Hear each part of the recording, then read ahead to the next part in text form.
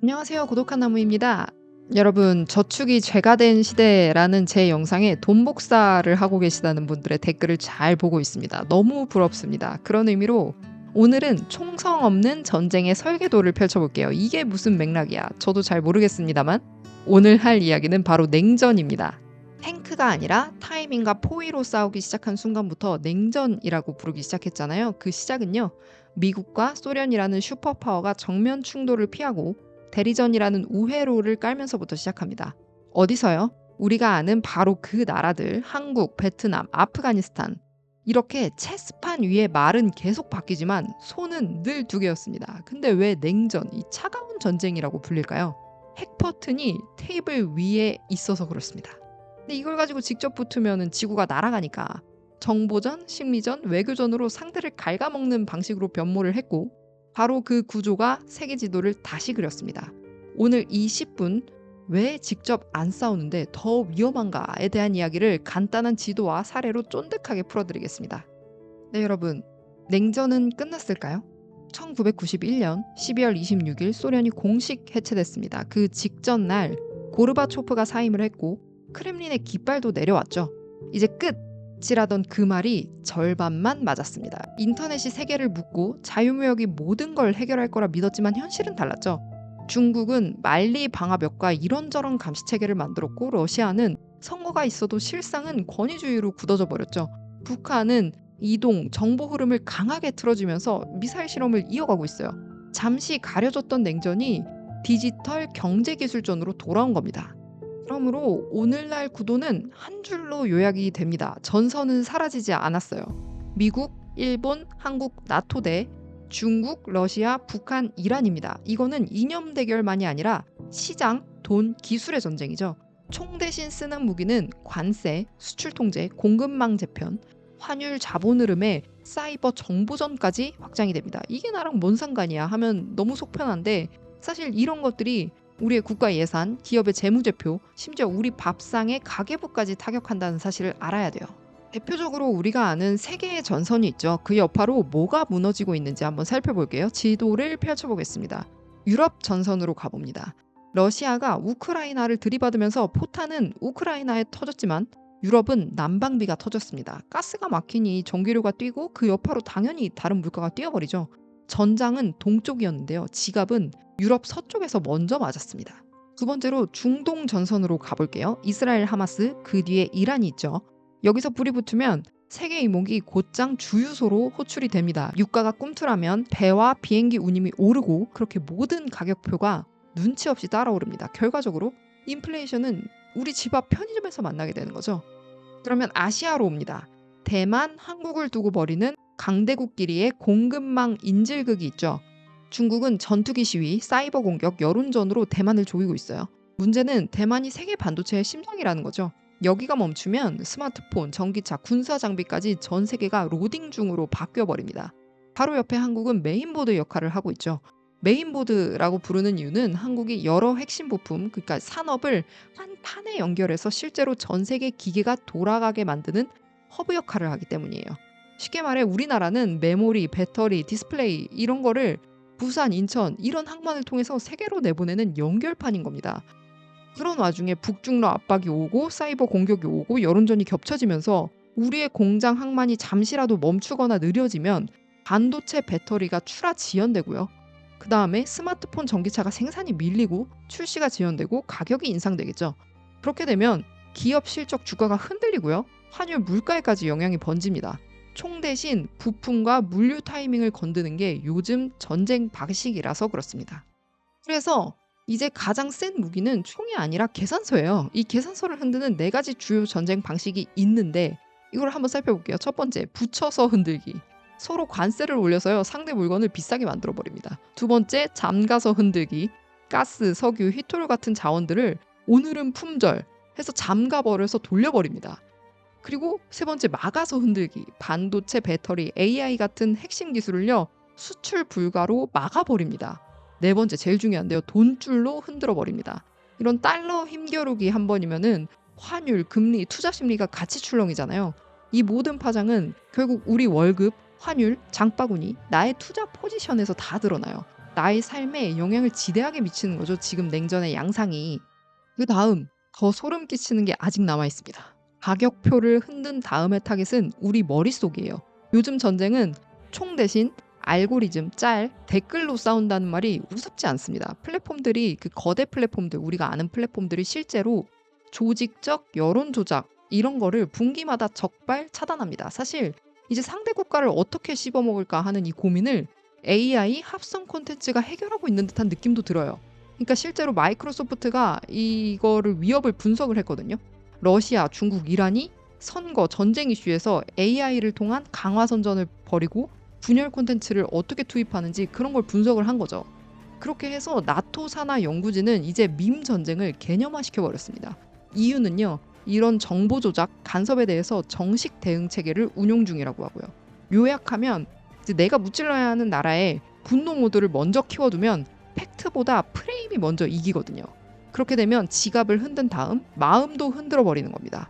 가격이 오를 때 이제 이거는 너네 나라 누가 잘못해서 그래. 이거 누구 탓이야. 이런 거를 박아둬 버리면 표적이 된 그 나라에서 정책 합의가 깨지고 팀플레이가 무너지잖아요. 이런 분열을 유도하는 거죠. 그런 의미에서 우리나라는 이미 전장 한가운데 있습니다. 지도에는 국경이 보이지만 현실의 전선은 우리 손 안에 화면에 그대로 그어져 있어요. 한국이 표적이 되기 쉬운 이유 두 가지입니다. 속도가 너무 빨라요. 우리의 단톡방 커뮤니티 생태계는 거의 세계 1위라 봐도 무방하잖아요. 이 한 줄의 짤과 캡처가 분단위도 아니죠. 몇 초 만에 금방 번져버립니다. 그리고 갈등의 민감도가 너무 높아요. 이 세대, 이념, 젠더 이슈가 너무 많죠. 심지어 그래서 이 감정 버튼만 살짝만 눌러주면 정책 합의가 그냥 알아서 깨져버립니다. 이게 어떻게 현실을 흔드냐? 이 카더라 게시물 짤 한 장이 분노 모드를 이렇게 짚이면 확증 편향으로 확산이 되죠. 그렇게 되면 이제 언론과 정치권이 인용을 하면서 프레임이 고착됩니다. 그렇게 되면 또 사람들은 불매 사재기, 소비 보류 같은 현실적인 행동을 하게 돼요. 그 행동은 체감 경기를 위축시키고 투자 심리를 냉각시킵니다. 현장에서 보이는 신호는 이래요. 처음 보는 계정인데 과도하게 확신과 분노를 요구한다. 통계 근거 없이 순위표 점수 캡처만 돌아다닌다. 지인에게 들은 내부 문건이라는 이제 출처가 희미한 문구가 눈에 띈다. 지금 당장 퍼뜨려라. 침묵은 공범이다. 같은 압박형 문장이 눈에 띕니다. 이런 것들은요. 기업에게 있어서는 브랜드, 주가, 채용의 리스크로 남고 개인에게는 충동 소비, 충동 투자, 혐오 피로로 남죠. 결론은 간단합니다. 한국이 경제 전쟁과 정보 전쟁이 겹쳐지는 교차로여서 그래요. 이렇게 경제전과 정보전이 겹친 우리나라에서 개인은 두 부류로 갈리는데요. 점점 가난해지는 사람과 부자가 되는 사람이 따로 있습니다. 가난해지는 사람은요. 매일 뉴스 커뮤니티에서 분노와 불안을 소비하는 사람이죠.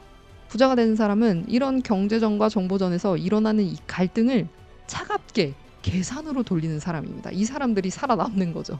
이 사람들은요. 감정의 파도보다 가격의 파동을 먼저 봅니다. 너무 부러워요. 이분들은요. 일단 가공되지 않은 신호를 찾습니다. 언론의 헤드라인 대신 실제 데이터 원본을 보는 거죠. 환율 시세 혹은 유가 차트, 원자재 현물 가격, 중앙은행 회의 일정과 발표문 원문 이런 것들 있잖아요. 이 데이터는 프레임이 없이 건조하잖아요. 그래서 사람이 사실 가까이 하기가 힘들어요. 감정을 일으키지가 않으니까. 그러면 이제 이 데이터 해석은 자기 몫이 되는 거죠. 자, 여러분, 언론으로부터 가공된 정보가 아닌 순수한 데이터를 읽고 분석하는 능력이 왜 중요하냐면 이 시대에서 월급에 조바심 내지 않는 방법이 딱 하나라고 해서 그래요. 최대한 가공되지 않은 순수한 정보를 읽어낼 줄 아는 능력이 중요하다고 합니다. 이거를 제가 책에서 봤는데 소름 돋았어요. 이 지식의 진짜 힘이 그것이 진리인가 아닌가 여부보다는 우리에게 진짜로 힘을 주는가의 여부로 갈린다고 해요. 그리고 그 힘은요. 가공되지 않은 순수한 데이터에서 사실은 그 힘이 엄청나게 막강하다는 거죠. 사실 우리 채널 구독자님들은 워낙 투자를 잘 하시는 분들이니까 이 이야기가 무슨 의미인지 다 아실 거라고 생각이 들어요. 그 다음 살아남는 개인은요. 가계부 대신 포지션을 관리합니다. 포지션이 할 말 많죠. 이놈의 투자 포지션을 잘못 갖고 있어서 얼마나 많은 고생들을 합니까? 그래도 여러분 계속 하십시오. 포기하지 마세요. 저도 한번 청산을 당한 이후로 지금 원자재나 나스닥 쪽 트레이딩을 거의 안 하고 있는데 그럼에도 불구하고 복리로 가져가야 할 것들은 묵혀두는 차원에서 포지션을 갖고 있어요. 그러니까 생활비에만 반응하면서 버티는 소비만 하면 안 됩니다. 우리는 다르죠. 환율, 금리, 원자재 흐름에 맞춰서 포트폴리오를 계속 조정하고 최대한 먹는 방향으로 포지션을 갖고 있어야 됩니다. 그러니까 전장이 아닌 우리는 장에서 돈을 벌어야 하는 거죠. 전쟁터 한가운데 있는 산업이 어쩌고 저쩌고 뭐 어떻게 된다 어떻게 된다 이런 기사들의 눈을 그만 주시고요. 이 산업들의 불확실성 자체를 상품으로 삼는 시장들을 가까이 하셔야 돼요. 원유 선물, 금 ETF 뭐 그 외에도 이루 말할 수 없는 많은 것들이 있죠. 저도 공부를 더 해야 되는데 아무튼 정보전이 여론을 흔들 때 우리 살아남는 사람들은 그 흔들림에 베팅을 해야 됩니다. 그러므로 우리는 한국에서 특히나 심한 분노 모드 대신 관망 모드를 취할 수 있는 거죠. 그러니까 댓글창이 시끄러울수록 거래창을 조용히 보는 겁니다. 그런 감정들 사이에서 휩쓸리는 게 아니라 그런 사람들을 보면서 시세와 흔들림 뭐 이런 거를 캐치해내는 거죠. 근데 저도 이 부분은 좀 어려워요. 이 커뮤니티나 사람들 댓글 이런 거 보면 너무 정리가 안 돼 있고 난잡하니까 이런 흐름이 올 거다 읽어내는 게 되게 어렵더라고요. 혹시 본인만의 뭔 철학이 있거나 어떤 징조를 캐치한다거나 하는 분들은 댓글로 저 좀 알려주십시오. 저는 사실 관망이 아니고 동조하는 것 같기는 합니다.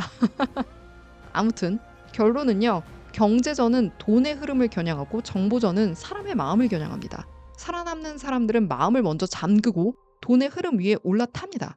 총알보다 빠른 데이터와 이리저리 치솟는 이 생활비 사이에서 살아남는 사람들은 오늘도 차트를 보고 되는 포지션을 모으고 숫자에 베팅을 하고 있어요. 우리는 총알이 날아다니는 전쟁터에 있는 게 아니라 숫자와 감정이 동시에 조준되는 시장 한가운데 서 있다는 걸 알아야 돼요. 그런 우리에게 진짜 승부처는 전선이 아니라 포트폴리오와 뉴스 피드인 거죠. 우리를 무너뜨리는 건 급등 급락 그 자체가 아니라 그 순간 내 손이 감정에 따라 움직인다는 겁니다. 그러니까 이렇게 생각을 해서 다시금 돈의 흐름 위에 올라타야 돼요. 가격이 요동칠 땐 데이터의 원본을 본다. 마음이 요동칠 땐 최대한 사람들의 반응을 객관적으로 분석하려고 한다. 왜 저런 말들을 하는 거지? 이렇게 분석을 해야 되는 거죠. 그렇게 경제와 심리 두 전선을 동시에 읽는 사람만이 다음 사이클에서 먼저 웃을 수 있는 겁니다. 냉전을 얘기하다가 어쩌다가 이제 개인적인 투자에 대한 견해까지 왔는지 모르겠지만 뭐 일단은 저희가 살아야 되니까요. 우리가 어떻게 나아가야 하는지 그런 방향들을 얘기를 해야 되는 거니까요. 이 영상은요. 제이슨 쉔커의 제2차 냉전 시대를 읽고 너무 공감되는 내용이 많아서 제작하게 되었습니다. 그리고 우리가 꼭 알아야 된다는 생각이 너무 들어서요. 오늘도 고독한 나무는 여러분의 인생이 흘러가는 방향, 미래를 함께 고민하겠습니다. 감사합니다.